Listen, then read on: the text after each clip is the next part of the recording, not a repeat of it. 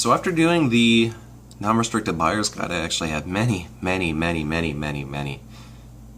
like one guy say, hey, can you do one on the CFSC or on Crown Land or some stuff like that? And I said, you know what? Yeah, that'd be a lot of fun. I'll do some videos on that. Why not? So this video is going to be entirely for getting your PAL, going through your CFSC. What's CFSC? It's Canadian Firearm Safety Course. It's just the old name, same thing. If you see somebody's offering a CFSC or restricted CFSC, that's the PAL. Same thing, same thing. So how do you find the course? Well, it's as simple as going to opening up your browser, search, say you live in Victoria, Victoria PAL course. You live in Toronto, Toronto PAL course. You live in Saskatoon, Saskatoon PAL course. All right. So what do you expect? What do you expect when you go into the course? Well, they give you one of these books, and the emphasis is on safety. Okay. It may seem like a big book for just one course, for a 5-hour course. It's got kind of the history of firearms, like black powder, safety, different parts of a gun, safety, and that's the emphasis of the courses, is safety. Okay, they're not trying to like cram your head full of information and then do an exam on you. They're trying to make sure you're safe, right? So when you go through the course, they're going to teach you how to handle firearms safely, and safety, and then just keep drilling it into your head. And you pretty much have to try to fail to actually fail the PAL course. That's how easy it is. But once you leave, you're going to go, oh, you know what? That might actually help me. That's stuff to remember. So when you're going through, make sure you get your RPAL as well as your non-restricted. Okay. Now, what I mean by that is there's 2 licenses available to you. Well, 3. There's prohibited, but there's non-restricted, restricted, and prohibited. You cannot get prohibited unless you pretty well already have it. Now, non-restricted and restricted, you've got your semi-automatic rifles, bolt-action rifles, and all that are above 18 and a half inches, I think. But that's that category. Then you've got handguns, short-barreled rifles, and AR-15s. Doesn't matter what length the AR-15 is, it's restricted. Now, don't be like I did and get your non-restricted and then find out later you really like handguns or AR-15s, and you go, okay, I have to get this one as well. Okay? So now, once you pass the course, very easy, you'll get one of these. And it is a very easy form to fill out. It's kind of like getting your passport almost, where you have to get a passport photo, you have to get a guarantor for it. In this, it's just getting some references as well as your personal information to say, this guy's not crazy, he's not going to go and hurt a bunch of people after he gets his license. So you fill that out, send it in to Miramichi, which is on the East Coast, and then you're good. You wait 28 days, mandatory waiting day period, and then they'll process it. Now, how you speed it up a little bit is you can't go and make it faster than 28 days. Doesn't happen. What you do is you call in and you ask politely. These guys are the ones that are processing your application, right? So if you call in and be an asshole, they're going to say, well, you know, I'll just push it back a little bit, right? So you ask nicely. Like for mine, when I went and did my non-restricted course, sent it in, and I called in and said, hey, what's the process of my application looking like? And they said, oh, it's on hold. So I thought, what the hell?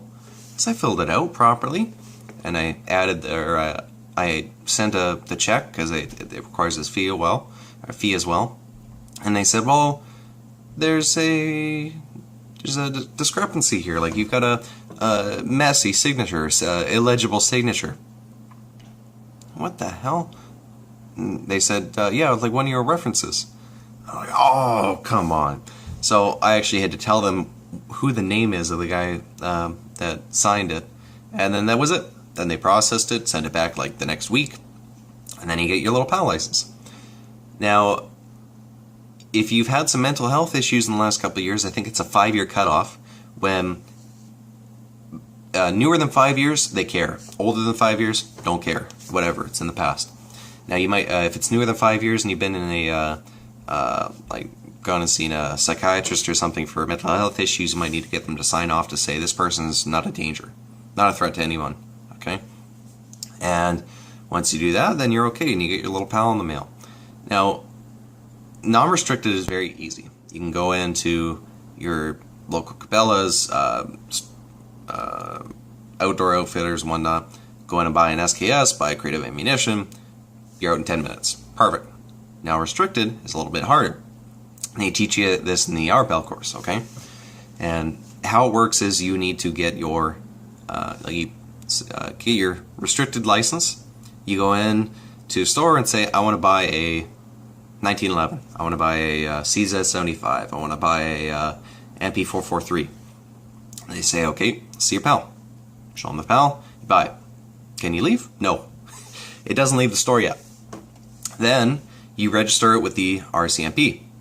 Restricteds are mandatory registration. Once you do that, you go and contact your CFO and you say, here is my handgun registration or my AR-15 registration. Then they give you the ATT or authorization to transport. You keep all that together, you go and pick up your firearm, you take it home, you're good to go.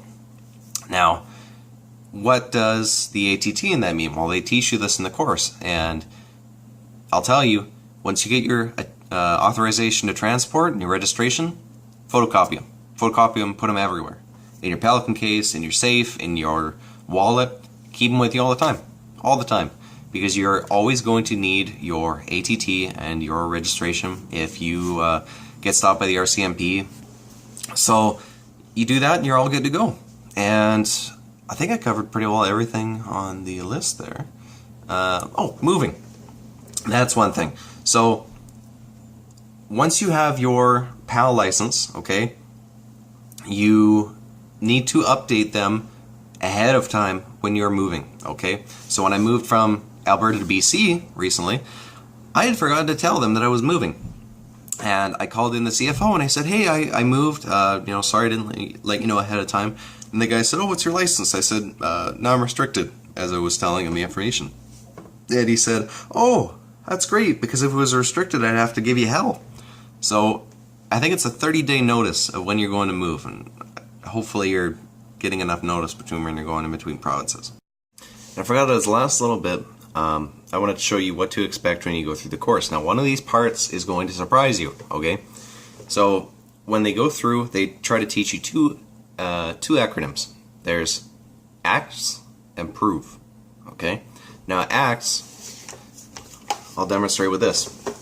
They want you to, in the easiest way possible, okay, point it in a safe direction, finger off the trigger, and prove it safe, okay? That's the easiest way to describe what ACTS is, okay? Now, PROVE. What the hell is PROVE? What's this? They're going to teach you in the course, okay? I just want to prepare you for this because it's kind of weird, You won't be prepared for it, okay? So it's point the firearm in a safe direction, okay? You want to remove all ammunition, empty, okay? It's kind of hard as a righty, I'm not used to that. Remove all the ammunition, okay? Empty, empty. Observe the chamber. Take a look at it. It's empty, there's nothing in there. Verify the feeding path.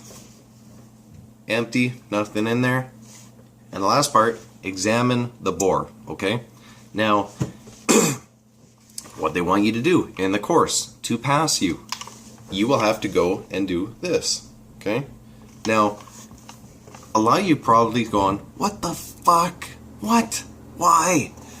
And they explain in the course, okay, that if you have any blockages, okay, you get any, like you fall, get some ice in there, or you get some dirt in there, you need to show yourself that it is not going to be obstructed. You will not have any catastrophic failures when you go to fire it, right? They will need you to show them that you can do that, okay? So don't be all surprised when they go and they ask you to look down the bore there to check it, okay? That's what they want you to do. Now, some firearms you can look through the back, no problem, easy, you can do that. But I just wanted to prepare you because that's really surprising to some people. And now you know a little bit more about what to expect. So as long as you remember those things when you're going through the safety course, they will pass you, guaranteed, like 100% pass. And I'll just show you once more, okay? So ACT is assume the firearm is always loaded, okay? Never pointed at somebody. And you got to prove it's safe. Finger off the trigger, okay? Never on the trigger, always off the trigger. You'll learn it. When you're going shooting with some friends, you'll just learn it. You'll always hold it like that, always. It's easy. So prove it. Point the firearm in safe direction. Remove ammunition. Observe the chamber. Look in there. Clear. Verifying the feed path. Clear. Examine the bore. Spotless. If you can do that, no problem, they'll pass you. Guarantee it.